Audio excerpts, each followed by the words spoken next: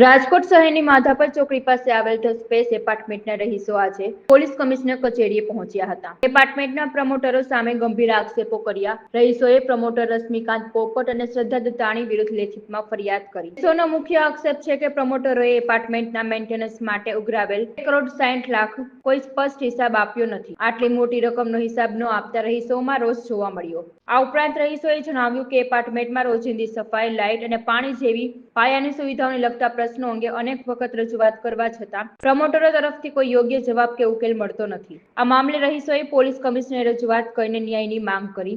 આગામી સમયમાં પોલીસ આ મામલે શું કાર્યવાહી કરે છે તેના પર સૌની નજર રહેશે। વર્ષા જોબનપુત્રા, માધાપર ચોકડી ધ સ્પેસ બિલ્ડિંગમાં રહું છું। 4 વર્ષ થયા રહેવા આવી।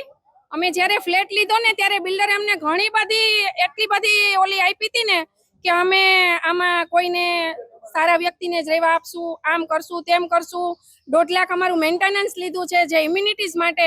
તો ઇમ્યુનિટીઝ તો હજી 4 વર્ષમાં એક પણ અમને જોવાય નથી મળી। વાપરવા તો એક બાજુ રહ્યું, બાકી અત્યારે પાણીના પ્રશ્ન એટલા બધા છે ને કે વાત જવા દો। લાઇટના પ્રશ્ન છે, પાણીના છે। 16 સભ્યો અમારા બનાવેલા, પોતે જ બિલ્ડરે જ બનાવ્યા છે 16 સભ્ય, બરાબર। 16 સભ્ય મળવા જાય કે ભાઈ અમારી આ તકલીફ છે તો હા કરે, જવાબ કાંઈ આપતા નથી કે નથી। ક્યારેય ફરિયાદ કરી હોય ને ત્યાં સ્પેસે આવીને કોઈ વાતચીત કરી કે બધાને મીટિંગ કરીને ભેગા કરીને એને સોલ્યુશન કાઢી દીધું, કોઈ પ્રશ્ન ઉકેલતા નથી, બરાબર। કોઈ જાતની એ લોકો જવાબદારી લીધી જ નથી ને અમારી પાસે જે 1.5 લાખ લેખે મેન્ટેનન્સ લીધું છે એમાંથી અત્યારે અમારા 2 કરોડ જમા છે, એમાં કોઈ વાતની અમને જવાબ દેતા નથી।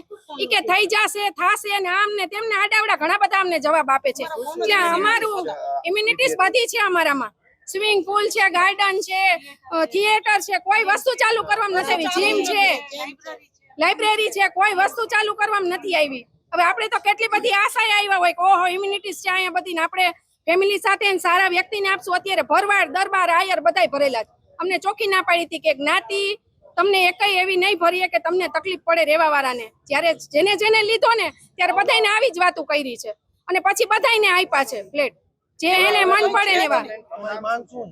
પાણીનો પ્રશ્ન અત્યારે મેઇન છે। અમને કાલથી પાણી વગરના 200 ફ્લેટ દુખી થાય છે। આનું શું કરવાનું છે? મેન્ટેનન્સનો જવાબ નથી દેતા। મારું નામ નરેન્દ્ર છે, નરેન્દ્ર ચુડાસમા। ધ સ્પેસમાં રહીએ છીએ અમે લોકો। કમિશનર ઓફિસે અમે રજૂઆત એ જ કરવાની છે કે ભાઈ અમારા જે પ્રોબ્લેમ છે એનું નિવારણ કરે, કેમ કે આ લોકો મેન્ટેનન્સ દીધા પછી આવી બધી પ્રોબ્લેમ્સ થાય છે ને અત્યારે એ લોકો જે અમને હિસાબ આપવા માંગે છે એ હિસાબ મેન્ટેનન્સ આપ્યા એનો અડધો આપે। હવે ખર્ચો શેનો કર્યો છે, શું કર્યો છે, કોઈ પણ પ્રકારની એ લોકો બાંહેધરી લેતા નથી। ફાયર સિસ્ટમ છે, ફાયર સિસ્ટમમાં જે કંઈ એ લોકોએ ખર્ચો કરાવ્યો છે એ લોકોએ અમારા પૈસામાંથી કરાવ્યો છે, જે કે નિયમ પ્રમાણે બિલ્ડરોએ એ બધું કરીને દેવું પડે એમ છે। બિલ્ડરો એવું કંઈ કરીને દીધું છે નહીં ને અત્યારે અમને એક રેગ્યુલર પાણીનો પ્રોબ્લેમ છે। અત્યારે આપણે જીબી વાળા લાઇટ કનેક્શન કાપવા માટે આવેલ છે તો એ બધાનું શું કરવાનું? બધું પેમેન્ટ બધું એનું છે। હવે એ અમારી ઉપર અમે છેલ્લા કેટલાય દિવસથી એમને ફોન કરવાની ટ્રાય કરીએ છીએ, ભાઈ અમારા ફોન બ્લોક કરીને બેઠા છે। કોઈનો ફોન, કમિટી મેમ્બરનો તો છોડો, પણ કોઈ પણ ફ્લેટ ધારકોનો ફોન પણ એ ઉપાડવા માટે તૈયાર નથી। હવે આ પ્રોબ્લેમ લઈને અમે સાહેબને રજૂઆત કરવા માટે આવ્યા છે કે આમાં એ લોકો આવે, ઇન્ટરફિયર કરે અને અમારું જે કંઈ પ્રોબ્લેમ છે એનું નિવારણ કરવાની કોશિશ કરે।